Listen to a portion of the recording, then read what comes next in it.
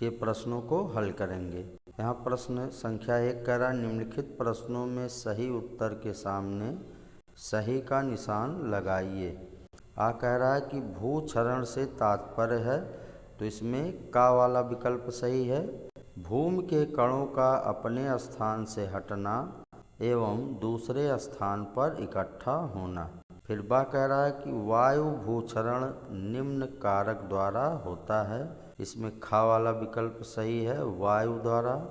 फिर सा कह रहा है कि मृदा संरक्षण का अर्थ है, इसमें का वाला विकल्प सही है, मृदा को क्षरण से बचाना।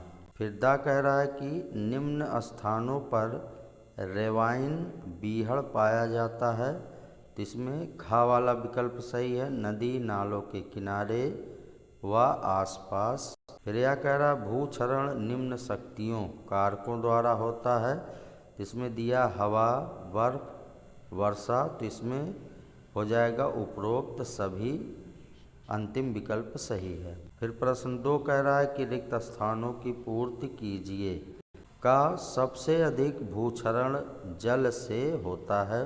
फिर खा भूस्खलन लैंडस्लाइड पहाड़ी क्षेत्रों में होता है। फिर गा बीहड़ भूक्षरण नदी नालों के किनारों में पाया जाता है। फिर घा रेतीली भूमि में तेज हवाओं के चलने से कभी कभी सैंड ड्यून बन जाते हैं। फिर गा प्राकृतिक रूप से मिट्टी की ऊपरी 1 इंच सतह बनने में लगभग 300 से 1000 वर्ष लग जाते हैं।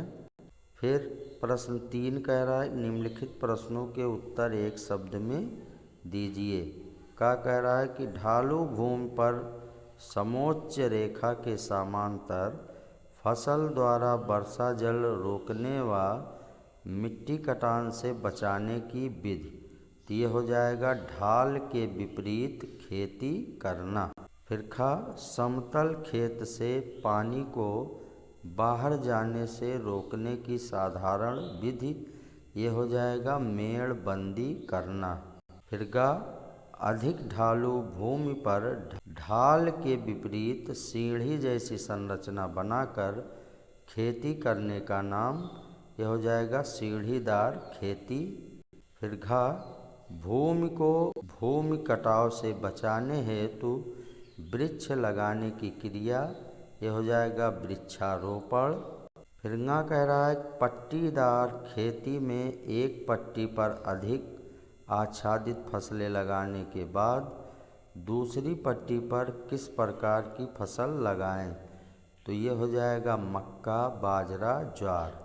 फिर प्रश्न 4 कह रहा है निम्नलिखित कथनों में सही उत्तर पर सही तथा गलत उत्तर पर गलत का चिन्ह लगाइए। का कह रहा है कि भूक्षरण का अर्थ गड्ढे से मिट्टी खोदकर अन्यत्र ले जाना, तो ये सही है। फिर खा ऊपरी परत से उपजाऊ मिट्टी बहने के कारण पोषक तत्व नष्ट नहीं होते, ये कथन गलत है। फिर गा अनुमानतः 1 हेक्टेयर खेत से औसतन 50 किलोग्राम उपजाऊ मिट्टी प्रतिवर्ष बह जाती है, ये कथन भी गलत है। घा घास व वृक्ष का रोपण करने से भूक्षरण कम होता है, ये कथन सही है। फिर वायुरोधी पट्टियाँ बनाने से मिट्टी का कटान बढ़ जाता है, ये गलत है। फिर प्रश्न 5 कह रहा है निम्नांकित में स्तंभ 1 से स्तंभ 2 में मिलान करिए। अब स्तंभ 1 में दिया है का कम वर्षा, शुष्क जलवायु, तेज हवाएं, रेत के टीले, वन आवरण का अभाव, सैंड ड्यून। इसका मिलान हम जा से करेंगे। तेज हवाएं, रेत की आंधी, वायु भूक्षरण, वर्षा का अभाव, वायुरोधी पट्टी। फिर दूसरा खा कह रहा है मूंग व उर्द आदि की एक पट्टी, मक्का, ज्वार आदि की दूसरी पट्टी, कम आच्छादित विरल व अधिक आच्छादित सघन फसलों की एकांतर बुआई, तो इसका मिलान इसी के सामने छा से करेंगे। सीढ़ीदार खेती, कंटूर विष से खेती, ढलान के विपरीत खेती व पानी रोकने के उपाय। फिर तीसरा गा दे रहा है रोक बांध बनाना, खेतों का समान रूप से समतलीकरण, मेड़ बंदी करना। इसका मिलान चा से करेंगे।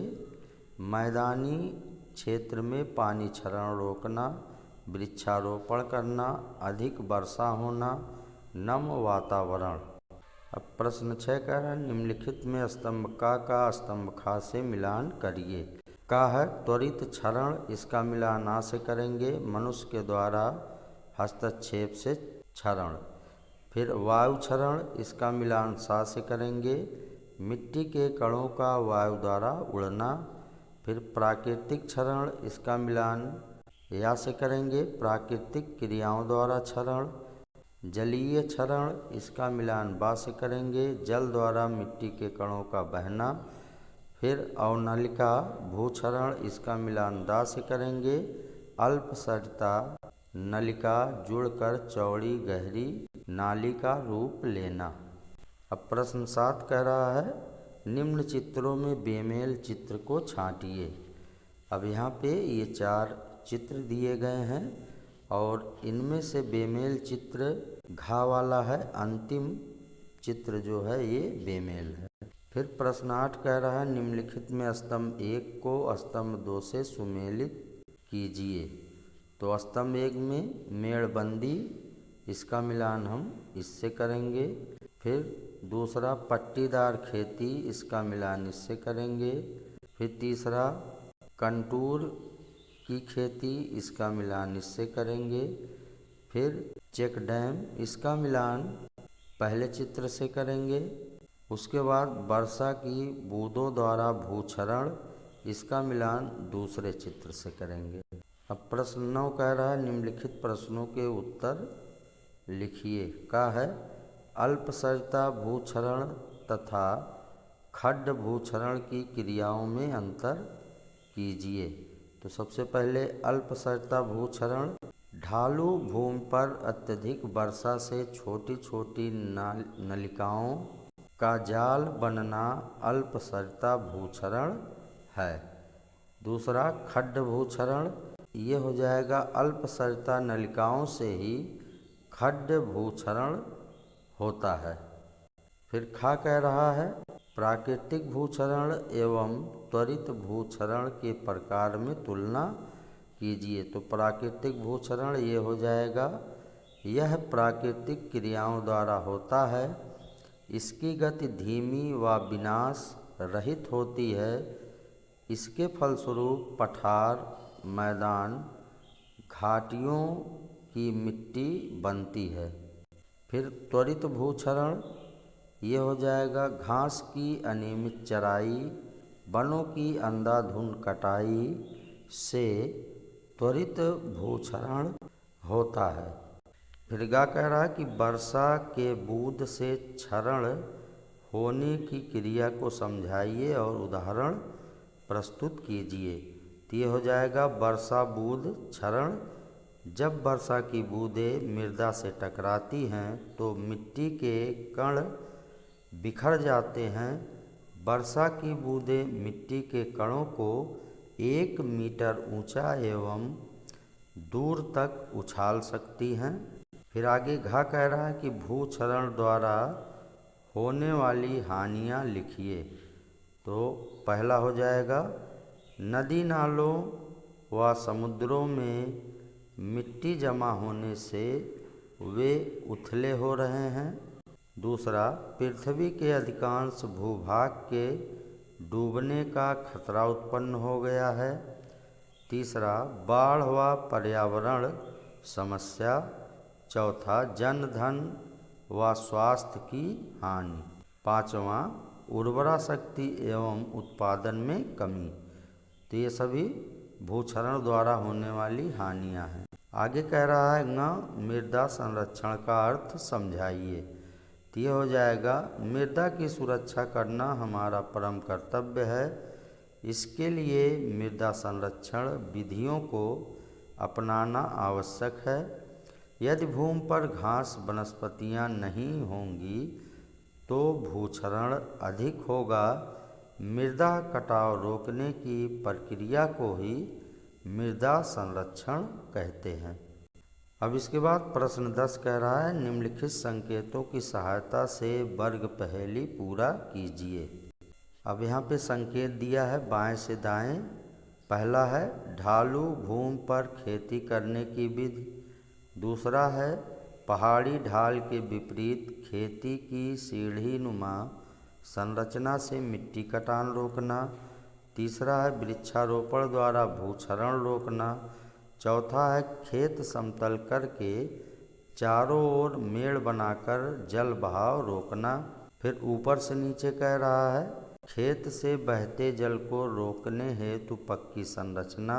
फिर आगे मिट्टी के कणों को एक स्थान से दूसरे स्थान पर एकत्र होने की क्रिया। आगे रेतीली मृदा में वायु के विपरीत दिशा में कई पंक्तियों में वृक्षारोपण से भूमि का कटान रोकना। अब इन सभी को हम वर्ग पहेली में भरेंगे। तो सबसे पहले नंबर 1 बाएं से दाएं, ये हो जाएगा कंटूर।